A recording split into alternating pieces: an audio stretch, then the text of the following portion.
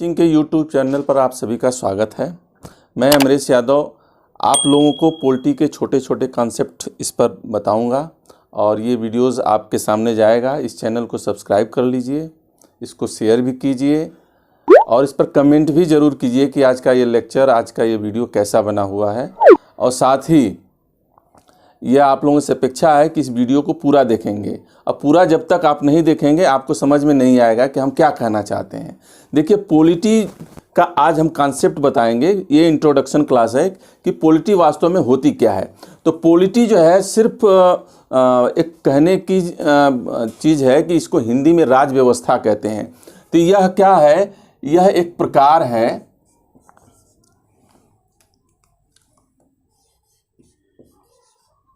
किस चीज का प्रकार है? नागरिक सरकार का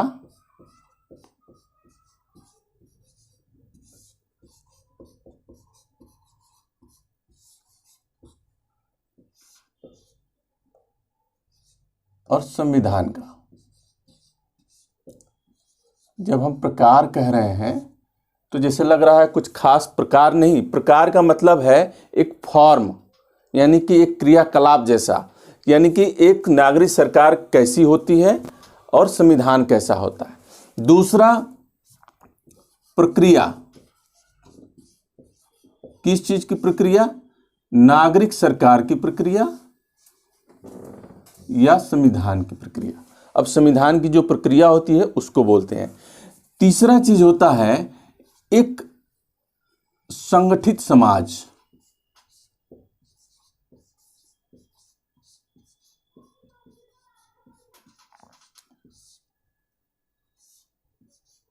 या राजनीतिक इकाई।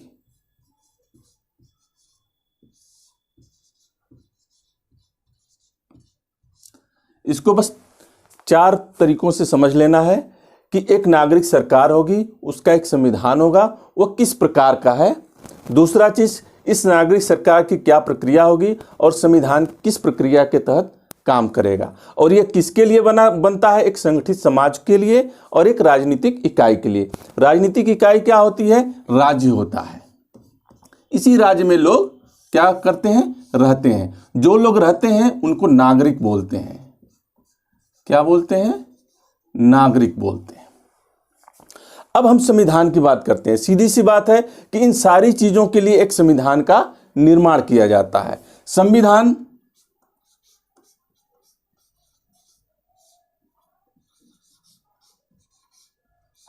संविधान होता क्या है?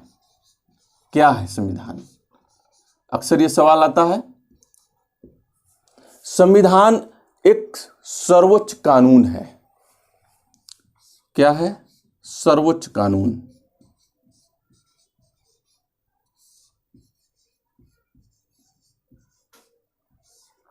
और ये सर्वोच्च कानून किसके लिए बनता है?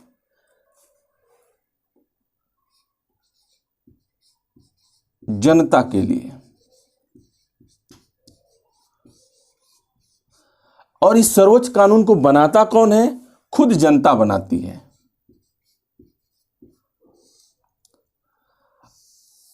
और इसके अंतर्गत अन्य छोटे लॉ जो है, अन्य कानून इसी के अंतर्गत बनाए जाते हैं। इसी के अंतर्गत बनाए जाते हैं। अब ये संविधान क्या है ये तो आपको समझ में है। संविधान किसके लिए है? संविधान जो है 2 चीजों के रिश्तों के विषय में बात करता है। एक सरकार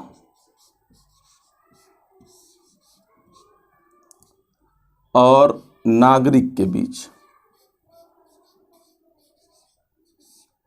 दूसरा, सरकार और अन्य सरकार के बीच।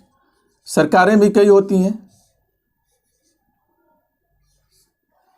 सरकारें भी कई होती हैं। एक केंद्रीय सरकार होती है, एक राज्य सरकार होती है और एक स्थानीय सरकार होती है। इन सरकारों के बीच में किस प्रकार का रिश्ता होगा, इस रिश्ते के विषय में ये बात करती है। तो अब ये जो सरकार और नागरिक के बीच में संबंध है, इसका कोई प्रकार होगा। और ये सरकार और अन्य सरकार के बीच में जो संबंध है उसका भी एक प्रकार होगा, उसकी एक क्या होगी, प्रक्रिया होगी। और ये किस लिए है, ये सब मिल करके ये एक संगठित समाज और एक राजनीतिक इकाई का क्या करता है, निर्माण करता है। अब इसके लिए सरकार, इसके लिए संविधान क्या करता है, ये संविधान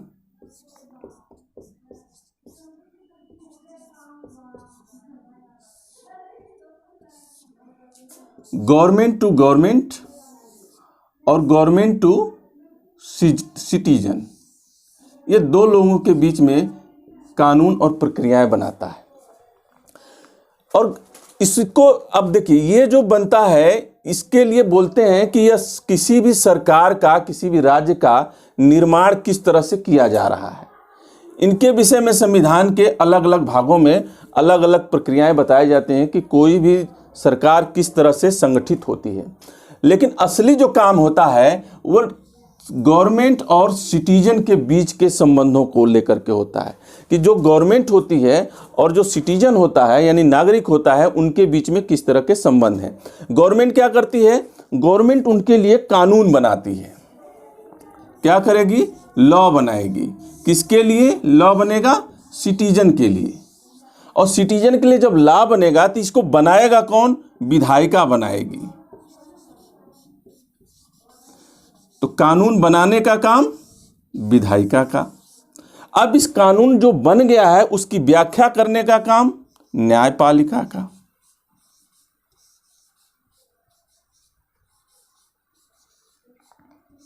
इसका काम है व्याख्या करना।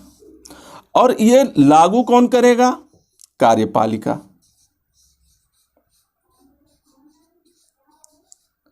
अब देखिए, आपका ये सवाल एक अक्सर होता होगा कि जो बनाने वाला है वही असली चीज जानता होगा कि वो किस लिए बनाया है कानून।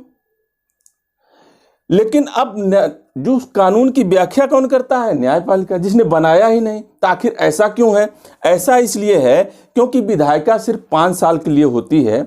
उसके जो सदस्य होते हैं, जो कानून बनाते हैं, वो 5 साल के लिए होते हैं। अगर कोई कानून 1950 में बना है और आज के टाइम में कानून वो लागू है, तो उसके इंटेंशन को कौन लोग व्याख्या करेंगे कि किस लिए लोगों ने बनाया था। तो वो लोग तो रिटायर हो चुके हैं। तो इसलिए ये जो न्यायविद होते हैं वो न्याय के सिद्धांतों को, कानून के सिद्धांतों को जानते हैं और उसके अनुसार यह व्याख्या करते हैं कि उस समय के लोगों ने जो है इसके प्रति क्या इंटेंशन रखा था। दूसरा चीज कि ये जो संविधान है, ये संविधान क्या कहता है कानून के विषय में। अब संविधान जो है बनने के लिए 3 सिद्धांत होते हैं। ये सिद्धांत क्या होता है, जिसको बोलते हैं फंडामेंटल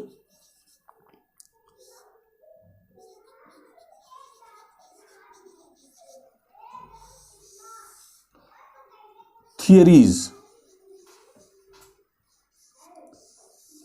अब फंडामेंटल थियरी क्या है, देखिए फंडामेंटल थियरी यानी मौलिक सिद्धांत, जिस सिद्धांत के आधार पर हम अपनी नागरिक सरकार का निर्माण कर रहे हैं, जिसके आधार पर हम अपने संविधान का निर्माण कर रहे हैं, जिसके आधार पर हम संगठित समाज और राजनीतिक इकाई को बनाना चाहते हैं, उसका एक सिद्धांत होता है। वो सिद्धांत हम देखेंगे कि वो हमारे फंडामेंटल राइट में, प्रियम्बल में वो देखने को मिलेगा। वो उसकी व्याख्या हम लोग आगे करेंगे। बस इतना जानिए कि एक फंडामेंटल सिद्धांत होता है, उसी के आधार पर जो है हम सरकार का, राज्य का, संविधान का निर्माण करते हैं। दूसरा चीज होता है एस्टैब्लिश प्रेसिडेंट। एस्टैब्लिश यानी कि जो पहले से स्थापित प्रक्रियाएं हैं। स्थापित प्रक्रिया क्या होती है कि समाज का निर्माण जो है धीरे धीरे हुआ है और वो एक स्थापित प्रक्रिया के अनुसार एक जो है व्यवहार होता है। उस व्यवहार के आधार पर भी जो है संविधान का निर्माण किया जाता है।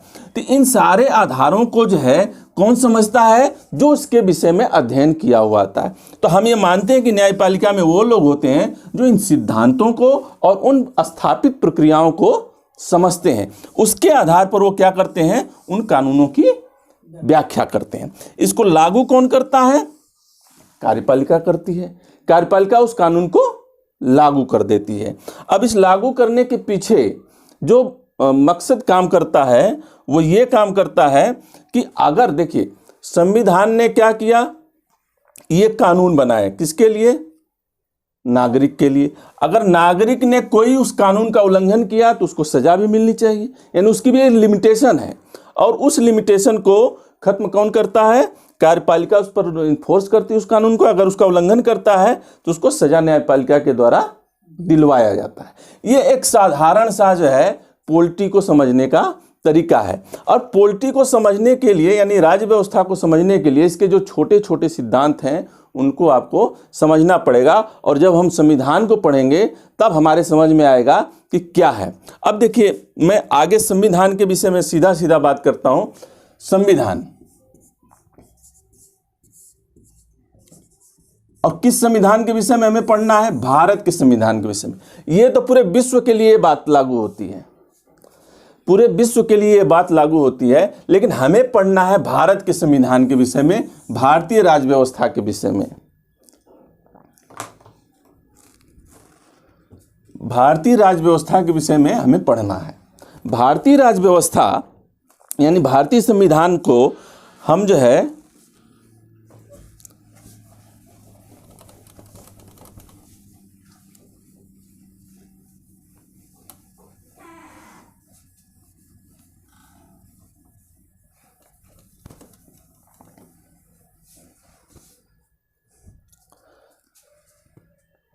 भारतीय संविधान को हम कई भागों में बांट देते हैं।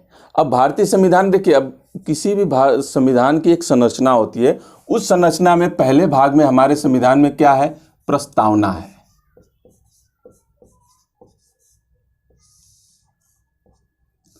प्रस्तावना के बाद जो है भाग,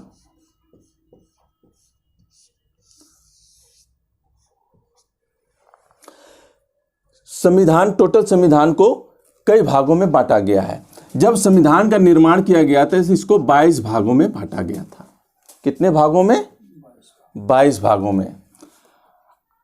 आज के टाइम में इसमें 25 भाग हैं। कितने? 25। इन भागों को अनुच्छेदों में बांटा गया है।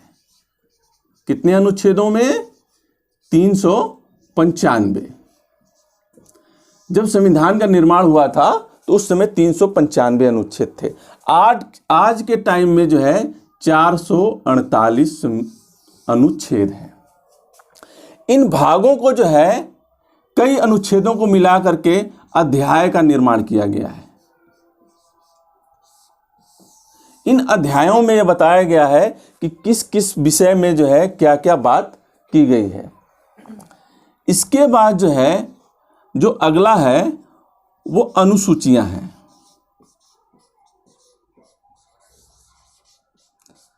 भारतीय संविधान को 12 अनुसूचियों में बांटा गया है। कितनी अनुसूचियों में? 12 अनुसूचियों में। इसके साथ साथ जो है 5 अपेंडिक्स हैं।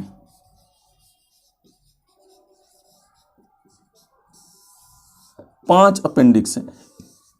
इन सभी के विषय में पढ़ना ही हमारा क्या है? असली मकसद है।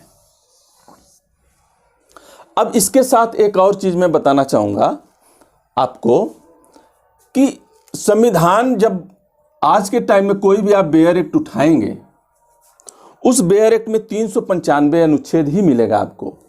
448 अनुच्छेद आपको देखने को नहीं मिलेगा। लेकिन हम कह रहे हैं कि ये 448 नए, मतलब आज के टाइम में 448 अनुच्छेद हो गए हैं। 448 कैसे हम काउंट करते हैं इसके विषय में आप लोगों को जानना बहुत जरूरी है।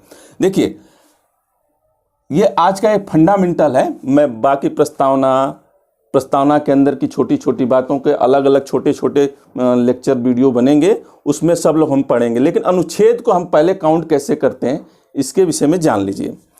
अनुच्छेद को काउंट करने का एक सीधा सा तरीका है कि जो भी अनुच्छेद होगा 1, 2, 3, 4 इस तरह से 395 हो गए।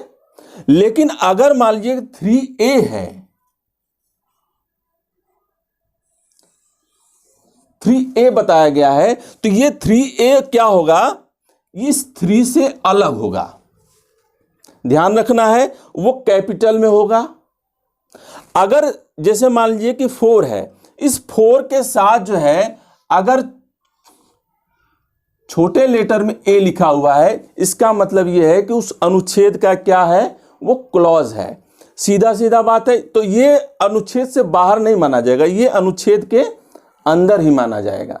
और ये जो बड़ा वाला होगा उसको क्या बोलेंगे, एक नया अनुच्छेद बोलेंगे। इसको बोलेंगे 3A, इसको बोलेंगे आर्टिकल 4 क्लॉज A। ध्यान रखना है, अनुच्छेद 4 क्लॉज A ये बोलना है। तो जहां पे क्लॉज होगा यानी स्मॉल लेटर में होगा तो वो क्लॉज होगा, और कैपिटल लेटर में है तो वो अलग से एक अनुच्छेद होगा। इस तरह से हम काउंट करते हैं तो हमें पता चलता है कि 448 अनुच्छेद हो गए हैं। इसी तरह से भाग में है। भाग क्या है, अगर कोई बेरक्ट उठाएंगे तो उसमें 22 भाग ही देखने को मिलेंगे, लेकिन उसके अंदर जो है कई जगह जो है 9A और 9B